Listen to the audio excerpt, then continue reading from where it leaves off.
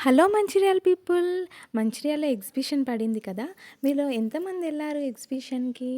మా చిన్నప్పుడైతే ఎగ్జిబిషన్‌లనేవి ఉండేవి కాదండి. సర్కస్‌లుండేవి. సర్కస్‌కి మా పేరెంట్స్ మమ్మల్ని తీసుకెళ్ళి ఒక ఐస్ క్రీము, ఒక టాయ్ కొనిస్తేనే మేము చాలా అంటే చాలా హ్యాపీగా ఫీల్ అయిపోయేది. బట్ మా పిల్లల విషయంకొచ్చేసరికి మా పిల్లలని కాదు, ఈ జనరేషన్ పిల్లలందరూ అలానే ఉన్నారనుకోండి.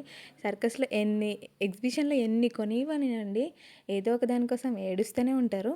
ఇక్కడ మా పెద్ద పాప కాటన్ క్యాండీ కావాలని అడిగింది. ఇట్లా కొనిచ్చామో లేదో నోట్లో పెట్టేసి నాకద్దు అని మళ్ళీ మాకే ఇచ్చేసింది. ఇక డబ్బులు పెట్టి కొన్నది పడేయలేక అటో ఇటో తంటాలు పడి మా హస్బెండ్ నేనైతే కంప్లీట్ చేసేసాము.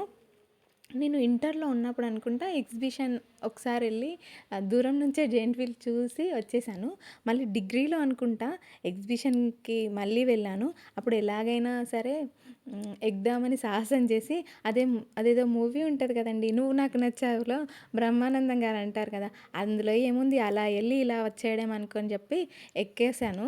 ఎక్కిన తర్వాత అర్థమైంది ఆపేసేయండ్రా బాబు అని అరిసినా ఎవ్వరు ఆపనే లేదండి. అప్పుడు ఫిక్స్ అయ్యాను. మళ్ళీ ఈ జన్మలో ఈ జెయింట్ వీల్ ఎక్కొద్దని. మీకు కూడా ఇలానే అనిపిచ్చిందా? అనిపిస్తే కామెంట్ చేసేయండి మరి. ఉంటా మరి. మరొక మంచి వీడియోతో మళ్ళీ కలుద్దాం. టాటా!